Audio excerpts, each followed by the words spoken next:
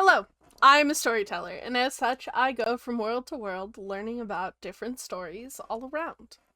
And today I have a very specific story to tell of multiple worlds, of another storyteller. This storyteller's entire world changed.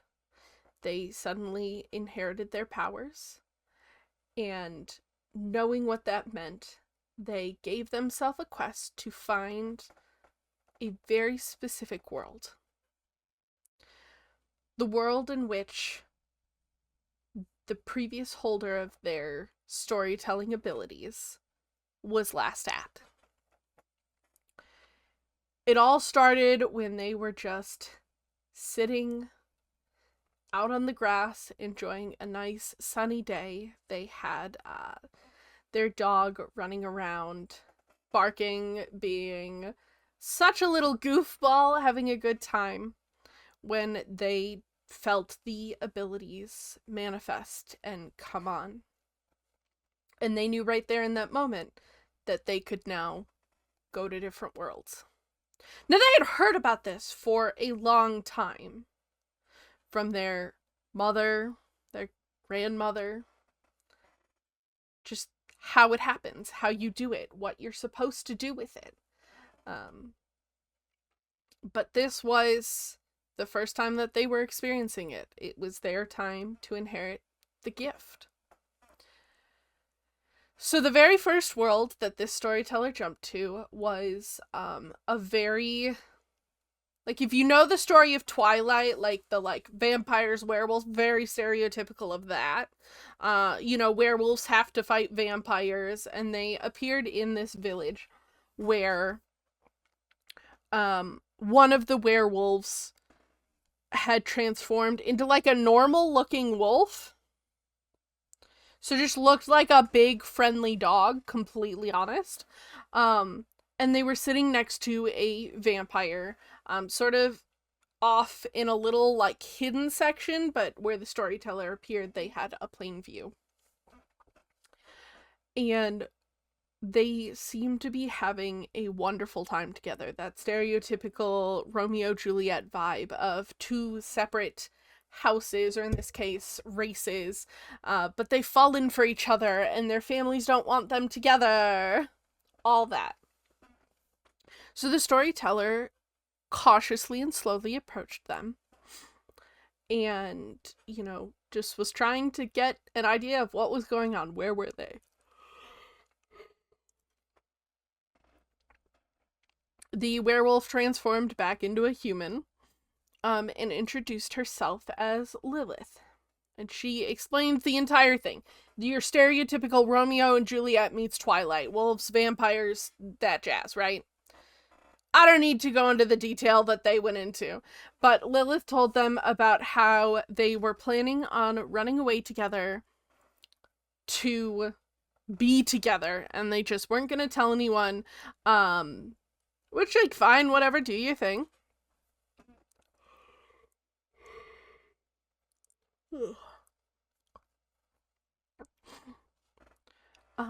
Except for each person had confided in someone on their side, in their family, and each person threatened to tell the entire family and hunt them down and their lover down if they were to ever run away. So they were sort of at a standstill. So the storyteller just listens.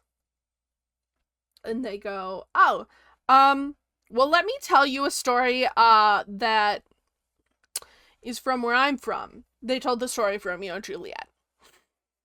Just giving them a heads up. And when things seemed to be solved, they moved on. Or as they were getting ready to jump to a new world, Lilith pulled them to the side and goes, I am a werewolf. As you know, one of the things that we have been gifted with from the goddess of the moon is the ability to sense other people's emotions, their emotional states, what they're feeling, just sort of a general vibe check, like an aura around them. And Lilith goes, your aura is tainted. You seem to be going through a whole bunch of emotions all at the same time. And whatever you're doing out of anger and spite. And if you're not careful, it will be the death of you. And this storyteller paused and sort of contemplated what they were doing and why they were doing and all of that. And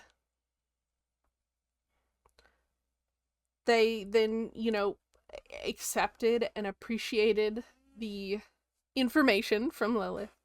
But they wanted to persist.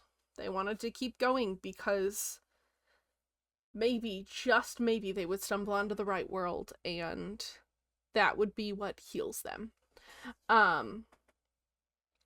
So the storyteller moved on.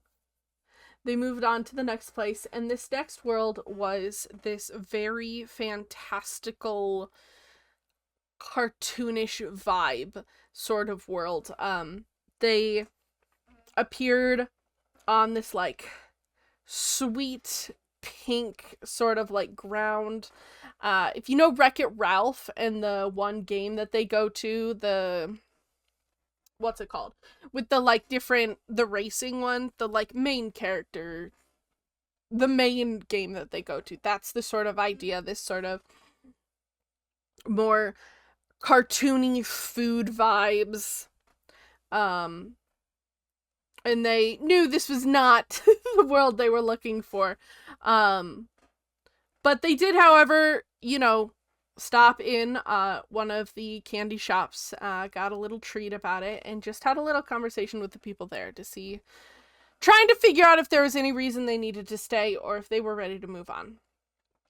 They ended up jumping through several other worlds. They met at the bottom of a canyon as a flood came and destroyed a village in there. They ended up like in a world that was all library. It was a library world. They ended up underwater. They had so many worlds that they went to, and they were just hoping that perchance they could hop into the world they were looking for. And as they were starting to lose hope, they ended up appearing in a world much like ours. It was a world that was very similar to the one they grew up in. Very similar in the history of the world, in the time that they were in. Everything aligned really well. Their biggest heartbreak was that this particular world had a version of them in it. Had a version of their mother, of their father, of their family, their grandparents, but was missing their twin. Their twin was not a part of this world and never was. In this world, they were born an only child, but with no hope of being able to find the world they were looking for. And after traveling through so many, seeing so many stories, and growing as a person, they realized they couldn't keep jumping from world to world, so they stopped. In this world, where nobody would understand the grief they felt. But they couldn't keep traveling, because if they did, they might never find a world like this again. There is an infinite number of possibilities of worlds out there. And the chance of falling upon one that is the exact same as the one you're from is a 0% chance. Storytellers do not visit the same world twice. Even if it is the same world, it is not the exact same. There's always something different.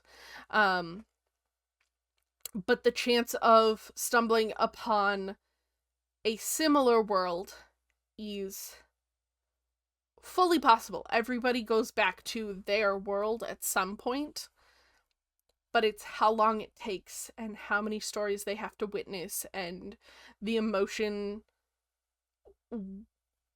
cycles, the just emotions that they will have to go through to get back to a world like that, this storyteller couldn't continue going. So they stopped. And they settled down, even knowing that there was no way that anybody would be able to understand the grief they were feeling. Because they couldn't even feel any other storytellers in this world. Sometimes if there's another one in the same world, there is this pull that you have towards them because they are like you. There was none of that. Their twin was not a thing. And they were heartbroken. But they made the choice to stay there and continue on. Because the heartbreak and the lessons they learned were not worth continuing to travel worlds. Storytellers live very individual lives. Families are necessary for storytellers for the gift to keep going.